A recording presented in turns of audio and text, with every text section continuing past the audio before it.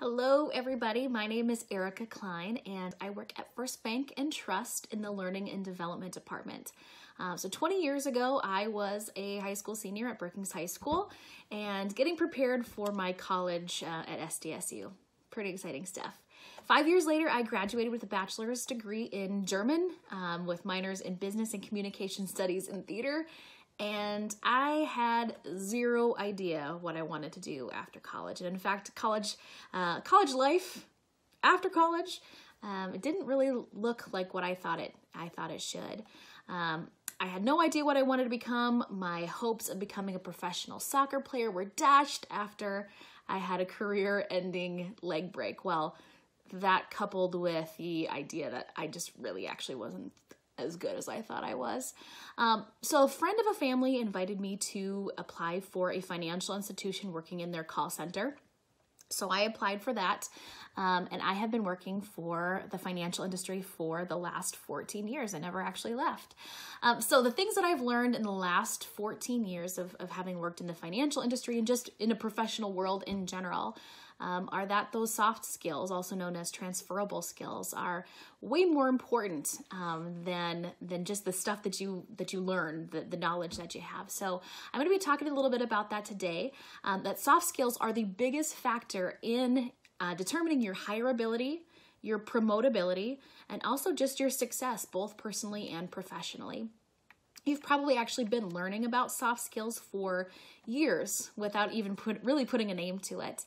These are things like leadership, interpersonal communication, time management, self-motivation, problem solving, and my personal favorite, emotional intelligence. In my role at First Bank and Trust, it's a big part of my job to research these topics and to provide some learning opportunities for our employees.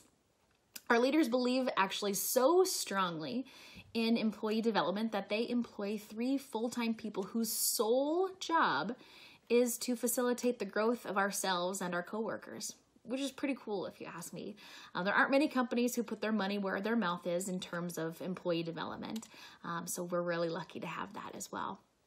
So let's do a little experiment, talking about emotional intelligence specifically, but also just all together the soft skills. So think of someone that you know that seems to have it all together in all aspects in life. They just seem to be successful in all aspects of life. Give you a couple minutes to think of this person and think about the characteristics that you would use to describe that person. I'll give you a little bit of time. You can write these down.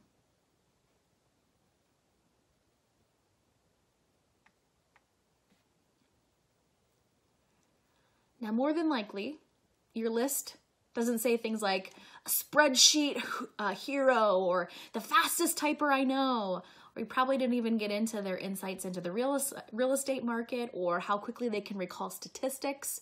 Not that these things aren't important. They certainly can be. They certainly are in a lot of avenues. But more than likely, you wrote down things like they're smart, they're kind, they're confident, they're proud, they're funny, they can communicate with anybody. These kinds of things are all soft skills. These are things that you don't necessarily technically know how to do, right? So it's not like your 10 key skills or your ability to take apart a computer and put it back together. All those things, totally important, totally useful. But in fact, there are some research statistics that show that 85% of your success on the job is going to be related to your soft skills and your ability to get along with other people and communicate versus your technical skills, which only equate for about 15% of that success. Now, those technical skills, your ability to do things that are, like what you go to school for example, those are super important and they are what get your foot in the door. It's kind of like you have to be at least this tall to ride the ride, right? You have to be at least this skillful in that particular technical skill in order to work here. But after that, it really is your soft skills, your ability to manage your emotions and relate to people and communicate with them. That's going to set you apart. So I'm going to talk a little bit about emotional intelligence, which is one of my favorite things to talk about. And we have emotional intelligence workshops all the time. So how many of you have heard about emotional intelligence before just now? Okay. It is, in the psychology world, it's kind of new, right? It's actually since the 1990s, which might be, longer than you've been alive. But for most of us, this is a really new kind of a term. So around the 1940s, researchers started to say that there are kind of two differences between elements that a greater factor for predicting your ability to succeed in life, right? So how many of you have ever had an IQ test or something like an IQ test? Right? Our IQ, or our ability to learn, our ability to grasp concepts and recall them, it is really the same when we're 15 as it is when we're 50 years old. It doesn't really change a whole lot. But our emotional intelligence, it can change dramatically over the course of our life. And it's much like a muscle that if you don't exercise it, it's not going to grow. And if you do exercise it, it can grow exponentially. So it's really cool to think about these in terms of soft skills. So how many of you know somebody that you would consider super book smart, but maybe a little bit socially awkward, right? You can see that there is a big difference between being that IQ intellectually smart and being socially smart and being able to read people, being able to read yourself, and continue from there. So researchers started to show that about 70% of the time, people with a high IQ were not outperforming those with an average IQ. And they wanted to figure out why that discrepancy, because of course, for years and years and years, we all thought that the smarter that you were, that would determine your success in life. But they realized that 70% of the time, that's not the case. And that's a lot, right? That's something that we need to kind of discover. And so what they figured out is it's this emotional intelligence that makes up that difference, that you have to at least have that, that average intelligence. That's the ticket to ride, right? But after that, it's all your emotional intelligence that determines your success. And it's the biggest biggest predictor of success on and off the job, so personally and professionally. So what emotional intelligence is, and this kind of encapsulates all of soft skills, is if you had a little quadrant, right, those 4 boxes, on one side of that quadrant is going to be how you are with yourself, that self-regulation and that self-awareness, right? So how do I feel? What emotions are coming over me? How do I tend to react in different situations? And that's your self-awareness and then your self-management. So how do I control these emotions so that I can control my behavior and move forward in a positive way? That's things like problem solving for myself, making sure that I choose my words wisely and those kinds of things, right? On the other half of that quadrant is talking about social stuff. So it's your social awareness and your relationship management. Those are the other pieces of that quadrant. So super cool stuff. And that's your ability to empathize with others, to see their reactions and to know what those reactions mean. So when you see a subtle facial expression shift for somebody, that you know that means something in your relationship with them, and being able to flex to those different changes in your relationships. That's a huge part. That's your social awareness, and then also your relationship management. So now that you know how you are and how they are in this relationship, how can you behave in such a way that it makes that relationship move forward in a positive manner? It's pretty cool stuff. So why are these things important? Why do they matter?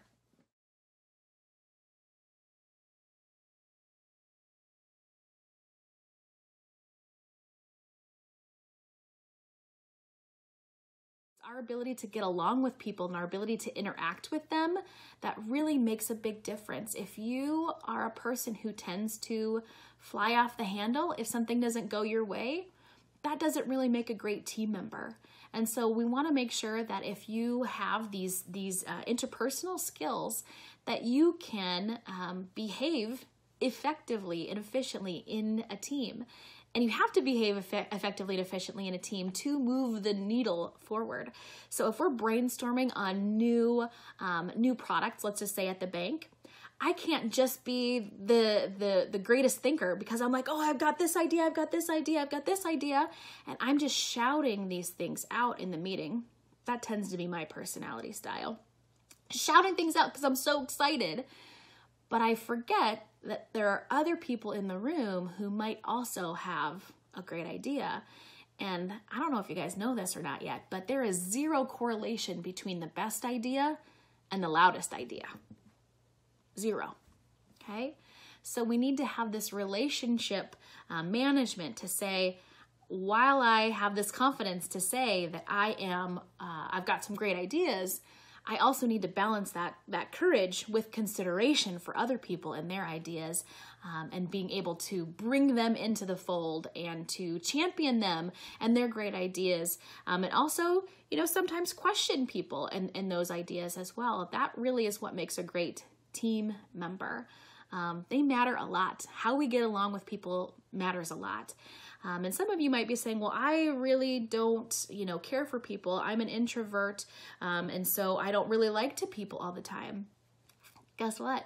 There's a ton of us. I am an ambivert. I'm right in the middle between an extrovert and an introvert. And I need to turn off peopling sometimes, right? Peopling for me is a total verb. I need to turn it off sometimes, and I need to be by myself. But there are no jobs that you don't also need to work with people. And introverts have a super strong ability to understand people. And that's what your strength is. And so even though you think, well, I'm not really good at peopling, the good at peopling, those skills can be learned. And just remember that just because a person is an extrovert doesn't mean they have any skills in talking to people. It just means that we tend to talk more. We don't need to be skilled to do it, right? We're just doing it more. And it fills up our cup more to talk a lot and to have a lot of people talking to us, a lot of interaction.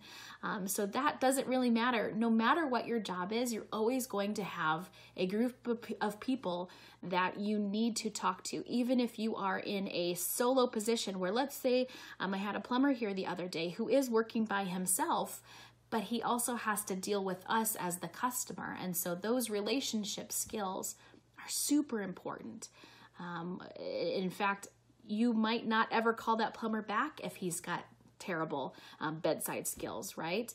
That's what you call it in the medical field, that if a doctor has terrible bedside skills, bedside manner, that you might not go to that doctor again, right? Even if they are the most brilliant doctor in the history of the world, you might not go to them again because they're not kind. They don't treat you nicely. They don't explain things in a way that you can understand them. If they're talking down to you, you can't build that relationship with them. And that's why those interpersonal skills are so important in the professional world. So some examples of soft skills we kind of talked about, right? So leadership, your ability to be self-aware, socially aware, and those kinds of things.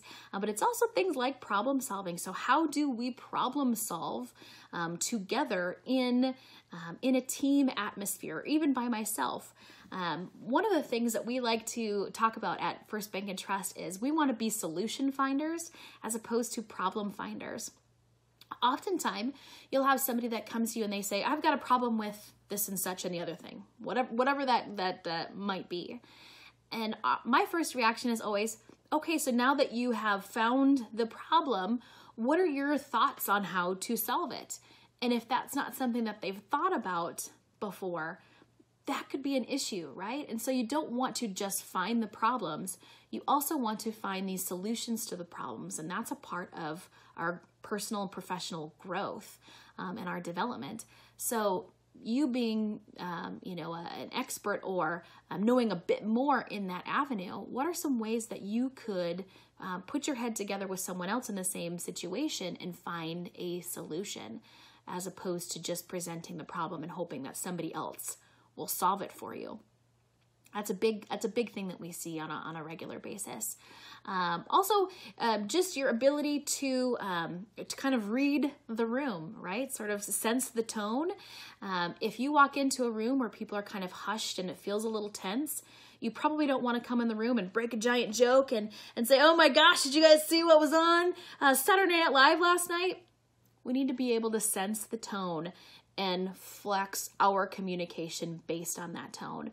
Perhaps there was just a really big, deep conversation about something that was very serious, and if you came in, even if your intention was to break that tense feeling, you probably came off looking like a jerk in that instance.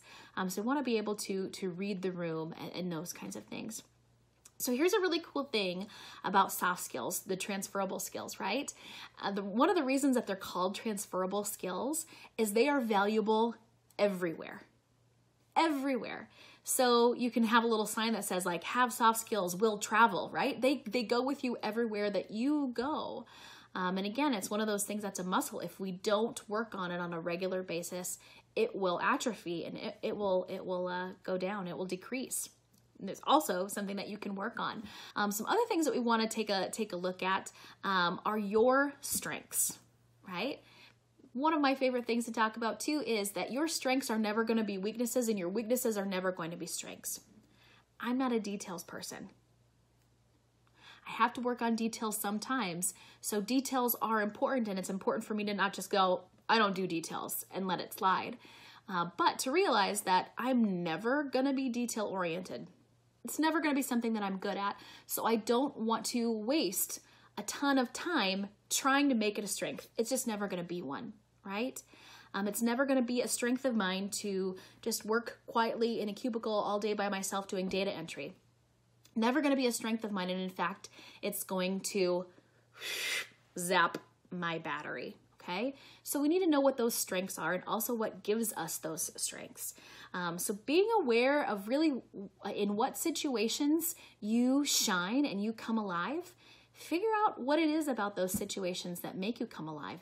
That self-awareness is a major barrier breaker for you. Once you can figure out those things, you can focus on moving those strengths forward and figuring out in which avenues those strengths are going to be useful.